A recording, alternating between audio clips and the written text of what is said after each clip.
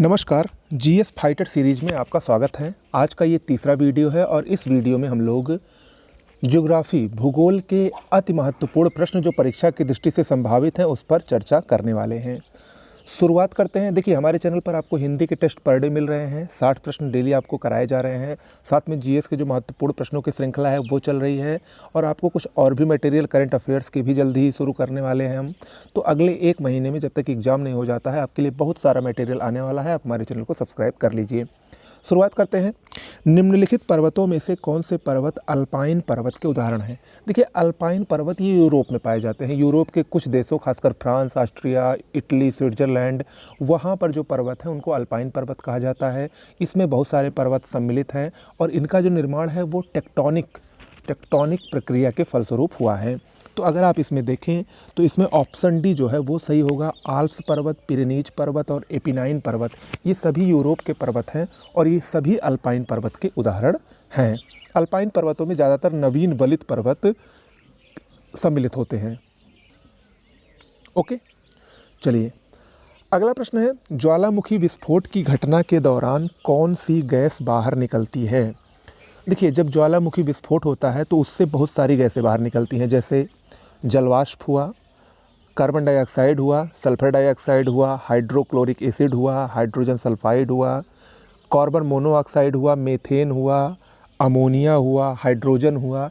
ये सारी गैसें निकलती हैं लेकिन नाइट्रोजन नहीं निकलती है, याद रखिएगा। ऑप्शन डी इसमें सही होगा। नाइट्रोजन ये ज्वालामुखी के विस्फोट की प्रक्रिया से बाहर नहीं निकलने वाली गैस है।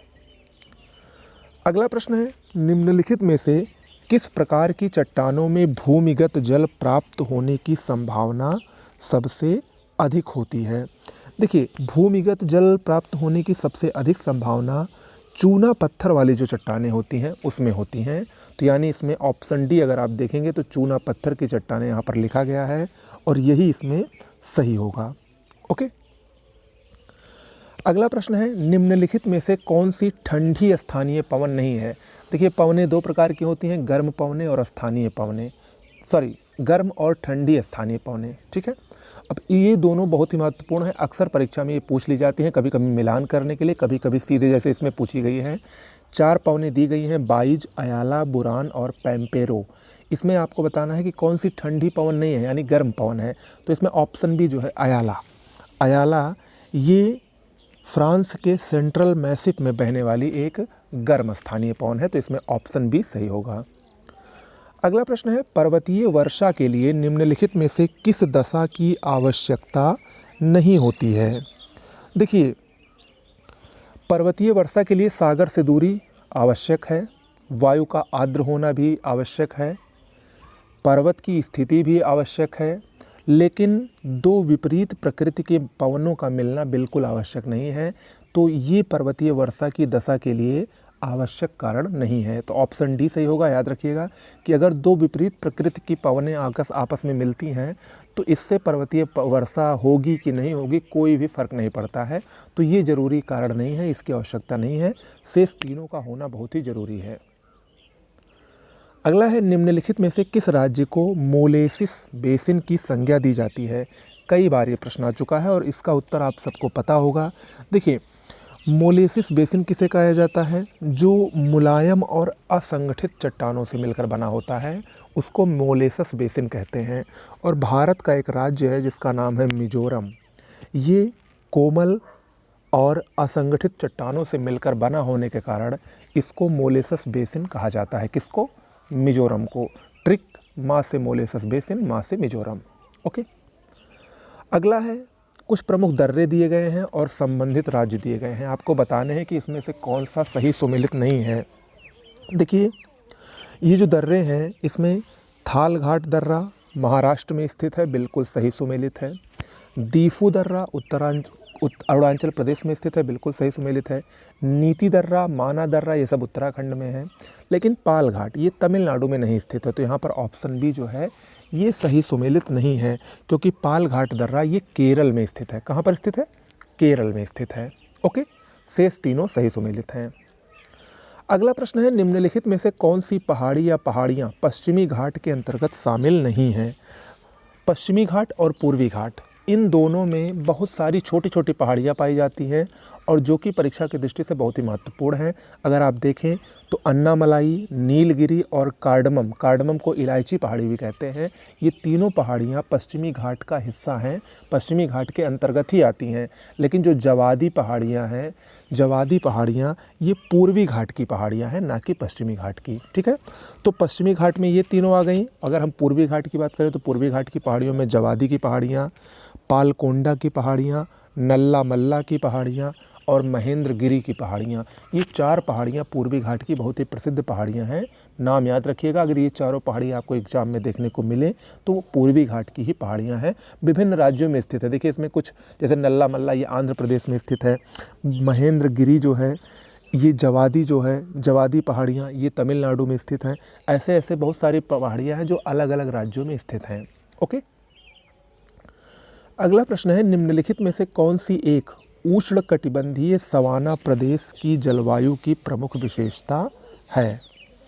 देखिए, उष्णकटिबंधीय सवाना प्रदेश की जो जलवायु होती है वहाँ पर एक निश्चित शुष्क और आर्द्र ऋतु होती है।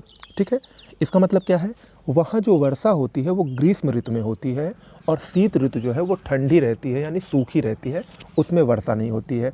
तो इसमें ऑप्शन डी अगर देखेंगे तो निश्चित शुष्क और आर्द्र ऋतु लिखा है, यही उष्णकटिबंधीय सवाना प्रदेशों की जलवायु की प्रमुख विशेषता मानी जाती है। ओके, चलिए आगे बढ़ते हैं। निम्न में कौन सा मरुस्थल विश्व का सबसे शुष्क या सूखा मरुस्थल कहा जाता है? चिली, दक्षिण अमेरिका का एक छोटा सा देश है चिली, उसमें अटाकामा मरुस्थल है। ऑप्शन ए इसमें सही होगा, अटाकामा मरुस्थल ये विश्व का सबसे शुष्क मरुस्थल माना जाता है, सबसे सूखा मरुस्थल माना जाता है। ऑप्शन ए इसमें सही होगा। अगला प्रश्न है, निम्नलिखित में से कौन सुमेलित नहीं है? अगर आप इसको देखें तो इसमें अगर आप देखें तो मृत सागर ये एक झील है, जॉर्डन में स्थित है, बिल्कुल सही है। पंजसीर घाटी अफ़गानिस्तान में स्थित है, बिल्कुल सही है। स्वात घाटी ये इराक में नहीं, यही इसमें गलत है। स्वात घाटी इराक में नहीं बल्कि पाकिस्तान में स्थित है और बहुत ही फेमस है। जबकि दक्षिणी आल्प्स जो श्रेणियाँ हैं वो न्यूजीलैंड में, यहाँ पर याद रखिएगा आल्प्स जो पर्वत है वो यूरोप में स्थित है, लेकिन दक्षिणी आल्प्स जो श्रेणियाँ हैं वो न्यूजीलैंड में स्थित है। ये कई बार प्रश्न पूछा जा चुका है। तो इसमें ऑप्शन सी जो है वही सही सुमेलित नहीं है और शेष तीनों सही सुमेलित है। अगर आपको यहाँ तक हमारा वीडियो अच्छा लगा हो, थोड़ा सा भी अच्छा लगा हो, तो चैनल को सब्सक्राइब कर लीजिएगा, लाइक कर दीजिएगा। याद रखिएगा अगले 1 महीने में इतनी अच्छी मैं आपको तैयारी करवा दूंगा। मेरा लक्ष्य है कम से कम 20 टेस्ट हिंदी के 1200 प्रश्न आपके तैयार करवाने का। इसके अलावा अलग आपको 200 प्रश्नों का एक मास्टर वीडियो 6 टॉपिक का मिलेगा हिंदी का, और इसके अलावा जीएस के भी कुछ ऐसे टॉपिक जो आपको अक्सर कंफ्यूज रहते हैं जिसको लेकर, या जो बहुत महत्वपूर्ण प्रश्न हैं, उन सब को यहाँ पर करवाया जाएगा। साथ में करंट अफेयर्स की PDF नोट्स आपको 25 जनवरी को मिलेगी। तो उन सब के लिए आपको हमारे चैनल पर बने रहना है। ओके, अगला प्रश्न है, निम्नलिखित नदियों पर विचार कीजिए। ये चारों नदियाँ सतलज नदी तंत्र की सिंधु नदी तंत्र की नदियाँ हैं, चिनाब, झेलम, रावी, सतलज। आपको बताना है कि इन नदियों का उत्तर से दक्षिण दिशा में सही क्रम कौन सा है। देखिए, सोचिए और बताइए। मैं आपको थोड़ा सा समय दे रहा हूँ। देखिए, सिंधु नदी जो है इसकी 5 प्रमुख सहायक नदियां हैं, झेलम, चिनाब, रावी, ब्यास और सतलज। उसमें से 4 नदियां यहाँ पर दी गई हैं और इन 4 नदियों का जो उत्तर से दक्षिण की तरफ क्रमशः क्रम है वो है झेलम, चिनाब, रावी और सतलज। झेलम यानी सबसे ऊपर, सबसे उत्तर में झेलम यानी 2, फिर चिनाब यानी 1, फिर रावी और फिर सतलज यानी 2, 1, 3, 4। ऑप्शन डी इसमें सही होगा, 2, 1, 3, 4। ओके, चलिए आगे बढ़ते हैं। निम्नलिखित में से कौन सी एक नदी ब्रह्मपुत्र की सहायक नदी नहीं है? ब्रह्मपुत्र नदी ये मानसरोवर झील से निकलती है तिब्बत से, और वहाँ से आगे बढ़ते हुए ये अरुणाचल प्रदेश में सबसे पहले भारत में प्रवेश करती है, फिर असम से होते हुए बांग्लादेश में प्रवेश कर जाती है।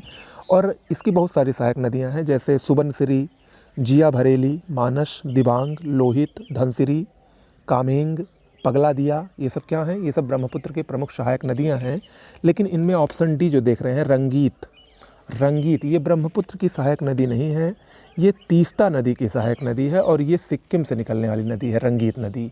ओके, तो ये तीस्ता की सहायक नदी है, ना कि ब्रह्मपुत्र की। तो ऑप्शन डी इसमें सही होगा। अगला है, निम्नलिखित में से कौन सा एक कारक किसी क्षेत्र की जलवायु को नियंत्रित नहीं करता है? बताइए। देखिए, किसी भी क्षेत्र की जलवायु जो नियंत्रित होती है उसको बहुत सारे कारक प्रभावित करते हैं, नियंत्रित करते हैं।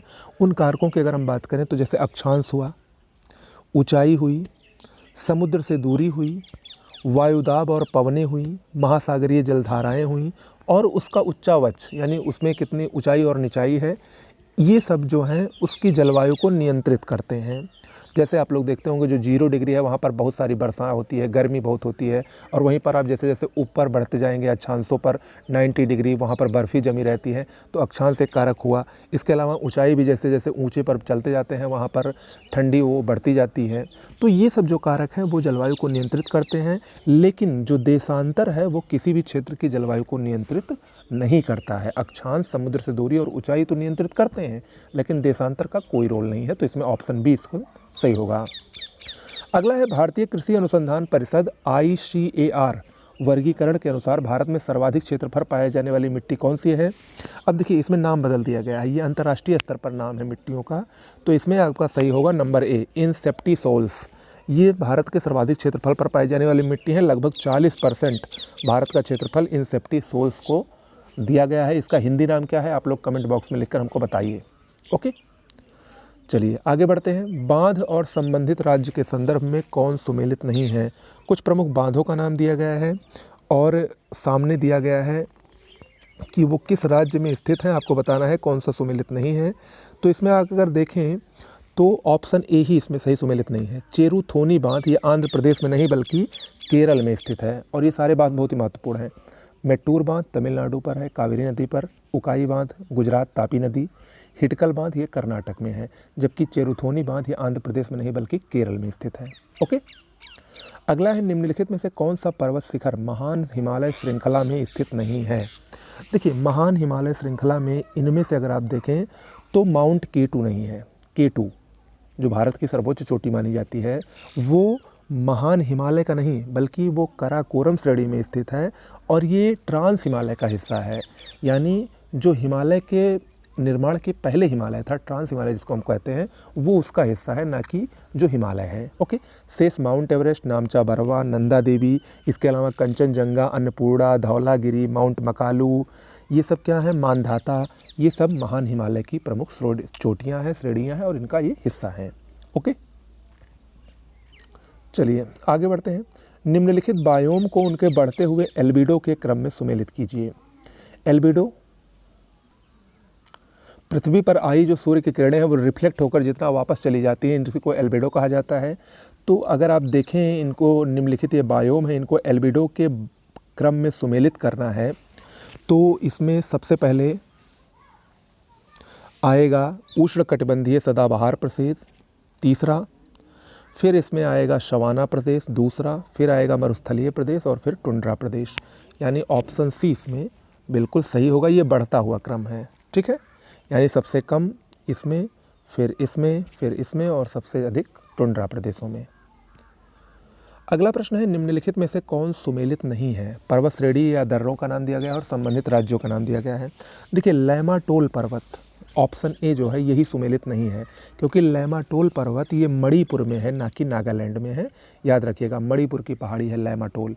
शेष सही है। कार्डमम अभी मैंने पहले बताया केरल में, भोरघाट दर्रा महाराष्ट्र, और ग्वालीगढ़ ये भी महाराष्ट्र में स्थित है। इसको गाविलगढ़ भी कहा जाता है, या ग्वालीगढ़, कुछ भी आए सही होगा।